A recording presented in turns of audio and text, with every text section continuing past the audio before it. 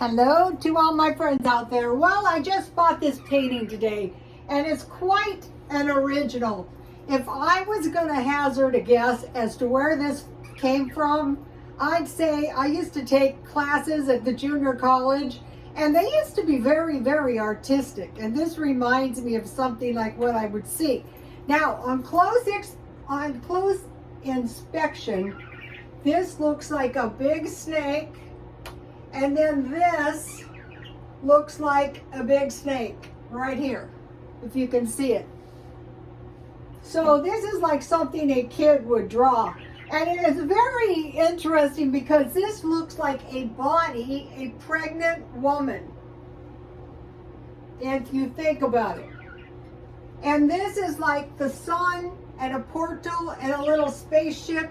This is like some lips with a hook and a little gory blood.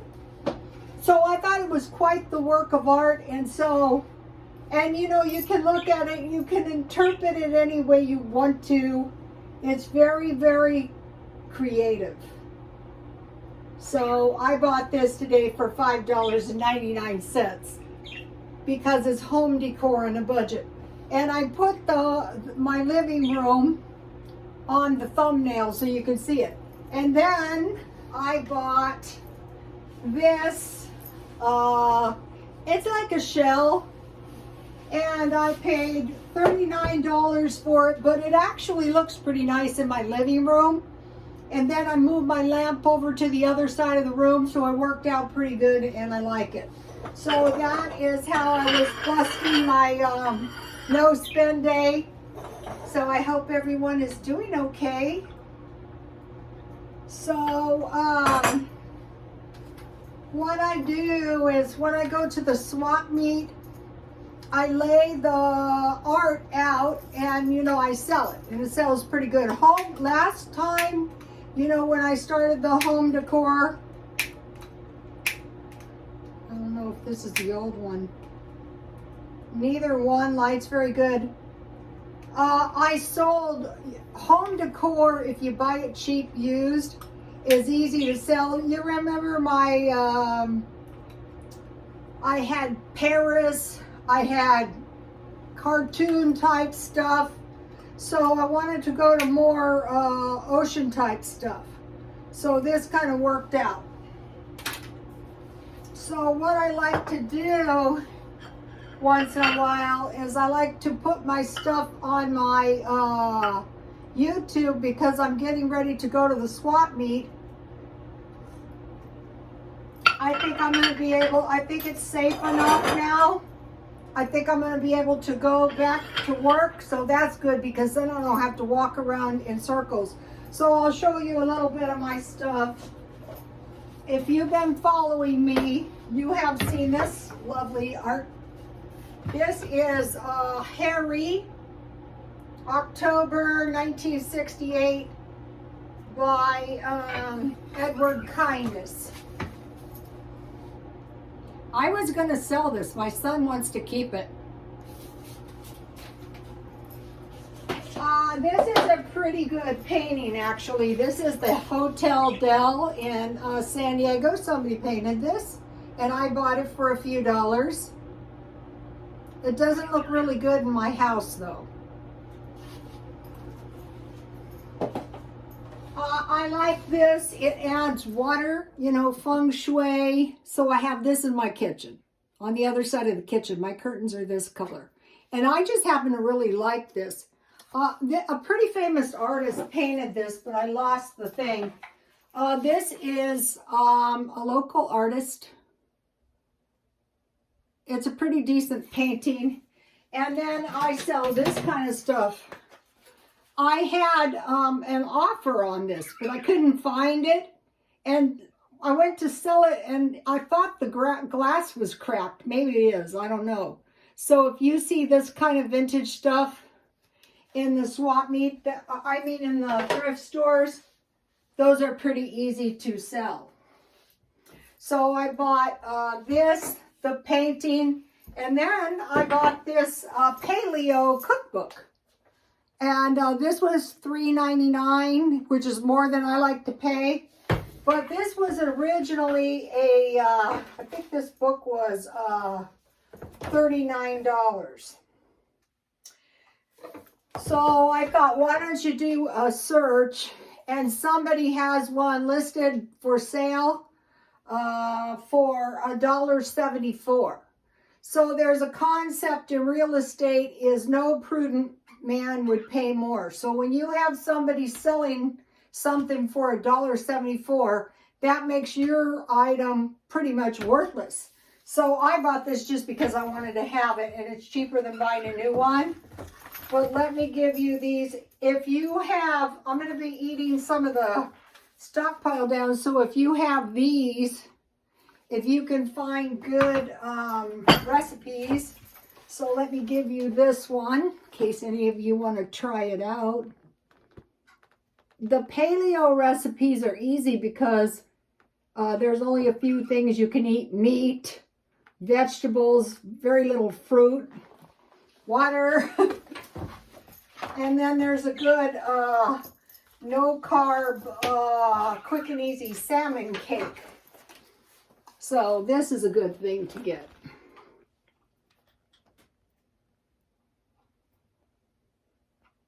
And there's all kinds of good ideas in here.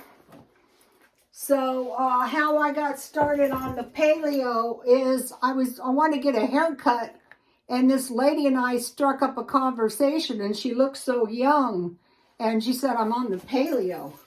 And I thought, wow, you look good. It's not that easy to look good when you're getting older. So, okay, for lunch I had homemade bread, and I toasted both sides. I put butter, and then I put peanut butter, and I slipped it in the broiler to heat the peanut butter, so that was really good. I had leftover barbecue beef, and then I had apple bread and tea. So now I want to talk to you about preparing for, food shortages. Okay, before this Ukrainian crisis started, they said, uh-oh, the Russians are at the Ukrainian border. And some people still wanted to say, oh, it's just an exercise. No, they were invaded. So usually you'll hear reports, uh-oh, a virus is coming. Quite a few people probably needlessly died. People out here think it's over. I don't know. But I think if I wear 2 masks, I can go back to work. That's why I was shopping today. So I want to talk to you about, okay, we're hearing food shortages or famines might come in. So you might be going, yeah, but I don't think it's going to hit me. Well, it's better to prepare just in case. So I want to mention to you guys, because I have a lot of new followers, I met this woman in the salon, and when she was young, she went to a polygamy compound in Mexico, and there was no work. So her husband came back up to the U.S. to try and get some work, and she stayed down in Mexico with her little daughter, and things were really bad. And an old man came up to her, and he said, ma'am, your daughter is starving. And he gave her a bag of beans, a bag of rice, and he told her to plant a garden. And he gave her a bag of vegetables. So where do you get seeds? You get it out of the food you eat. So start harvesting your seeds now and trying to grow some food just in case. I've been successfully growing. I have lettuce about this big. I have one of those heads of lettuce with roots, and I have celery. It's very easy to grow. You can grow it in your windowsill. And so save the seeds. I have seeds planted out of my food in the backyard. I don't know what's going to happen. I have last year's seeds planted, and I bought 2 packages of seeds I got for 25 cents. So a bag of beans, a bag of rice, and plant a garden. Like what? Well, the Mexican way is tomatoes, onions, peppers, and squash. Okay, if you have tomatoes, onions, and peppers, bell peppers, hot peppers, then you can make yourself some good Spanish rice to go with your refried beans. And if you have bacon to go, or chorizo, or bacon fat or pork fat or lard to go in your beans. That's going to be a lot better too. And then I always tell my son, never forget, if you ever have to eat beans for real, make sure you have potatoes. So I have been doing all kinds of potato stuff. What, 15 days? And if you have potatoes, you can survive a lot better than if all you have is bean and rice. Okay, what they're saying is because of this crisis in the Ukraine, the price of wheat, corn, barley, and soy may go up. So we want to try to stockpile that. Soy is important because if you can get soy, you can plant soybeans and then you can have tofu and soy milk. So also with corn, they use that in ethanol, which is gasoline. So a lot of the gasoline they've given sanctions on Russia. So, you know, there's not going to be as much gasoline. And I've already heard some reports, watch out for a lower standard of living in Great Britain. Right now, the gas out here is $5, and it's possible that could double. So you need cornmeal if you're going to have to eat beans and rice, so you can have some cornbread or some corn tortillas. And then I would consider oatmeal, almonds, and soy milk. If you have soy milk, you can make tofu. If you have almonds, you can make almond milk. If you have oatmeal, you can make oatmeal. Rice milk as well. Better than nothing. Okay, so now, I spent $1.08 at McDonald's for a Coke. The Goodwill was $8.99. That was the book and the painting. The Goodwill was $36. This was $36, but this is actually a plate. And it's not expensive. It came from Pier 1 and it was $100. So chances are when I'm done with it, I would probably try to sell it for about $20 at the swap meet. I'll probably keep it for a while. 7-Eleven, 2 Cokes, and I bought some caffeine-free Coke at Walmart for $1. I had $19.31, so I knew I spent more than that. So I gave myself another petty cash, number 3. So I had $69.31. I spent $55.84, so I have $12.47 left. All I'm trying to do is between now and the 15th, just reduce my spending by half, so about $250. Okay, so now I want to talk to you about what we need to do to prepare. Also, you know, this nuclear plant that is on fire, this is really bad. I posted a video for you guys. If we get caught in a nuclear blast, first of all, if it hits you, you're not going to survive. But if you do survive, you want to give yourself every chance you can. So I put that video on. Where I live is bad because San Onofre is 30 miles away. And they're saying in the event something happens, you want to put at least 250 miles between you and the nuclear plant or blast. So we need to know these things. So I went to 7-Eleven and there was a guy there, and he was telling me that he takes the old food from 7-Eleven to the people in Mexico. And I said, listen, I have food that's expired. And you want to take it to him? And he said, yes. So I took some. I'm going to be So what we want to do is we want to go through all of our food and say, okay, is it reasonable for me to store this food, or is it more reasonable for me to give this food away to somebody that can really use it? When I moved, I gave 2 carloads of food away. One was to the Salvation Army, and the other one I left in front of the clothes, you know, where people donate clothes, and within a couple days it was gone. But this is better because this way people who really need it and want it can get it. So what we want to do now is go through all of our food and say, okay, am I moving in the right direction, preparing for anything like evacuations, like food shortages, like famines, like rationing. My grandmother said during the Depression they rationed meat and sugar. So last month I bought 25 pounds of sugar and 25 pounds of flour. So we want to go through each cupboard and each closet and take a look at this food and figure out what is the best thing to do with it. Keep storing it or to give it away. And the other thing is you want to sequester food that you would want to take with you, that you could have out of the house within 10 minutes. That's why I went to cans. So that's what I'm going to be doing. And so they say, well, some people are lucky. Well, it's better to be prepared and never have to make use of it.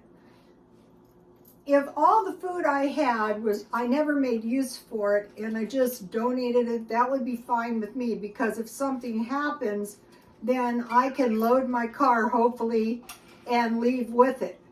And so what we should have been learning from this Ukrainian crisis is that people were given fair warning, especially Americans in the country. You have to worry, did the people receive the information that they needed to evacuate? I think they did. A lot of times people don't do it because they just don't have the money. They go, where am I going to go? What am I going to do? That's why I've been like staying in my car all day. You know, could I do that if I had to? Yeah, I could do it if I had to. I think the best thing to make sure you're not victimized is to keep your stuff in the trunk and keep the car inside pretty much empty so you could sleep in there. And then the issue of gas, you have to figure out, you know, I have a Corolla, so it doesn't have that much gas. So I have to figure that out. But mainly it's just food and water that you need. They're saying, I think it was Germany, they said make sure you have food for 10 days. Be prepared for some kind of power outage. I mean, if this phone went out right now and you had no one except your neighbors to tell you what was going on, and they wouldn't know either. So you want to have a couple evacuation plans in case of a power grid. So not to be paranoid, but just to like prepare. Mainly though, I think the big danger would be a food shortage. Like right now, let's see, I went to the 99-cent store and there was very little food in the frozen food. I went to a grocery outlet and there wasn't very much meat there, or Walmart either. So what I think out here is people are quietly hoarding and buying food. The stores seem very, very busy today. So I think the best thing is just stockpile a few things up every week, 1 or 2 things. Another thing is, don't be sure that the government is going to be there to give you food stamps and food vouchers. I mean, what happens if they don't? So we want to prepare for that. Right now in the Ukraine, think about the refugees that took off with the clothes on their backs. Now, a lot of those people didn't have cars, but if you had a car and you could make haste out of there, and you had enough money to secure lodging, you'd be so much better off. So we want to start saving our money at this point, because that might be the difference between being able to evacuate or not. So I'm going to be going over a little bit more of that stuff. I'll let you have another. This seems like something, you know, the kid goes to college, he paints this lovely thing, and then his mother says, well, you know, and donates it when he's not around. I really kind of like it. I don't know. Okay, especially the lips with the blood. That is like a kid. Please like, comment, and subscribe, and God bless you all.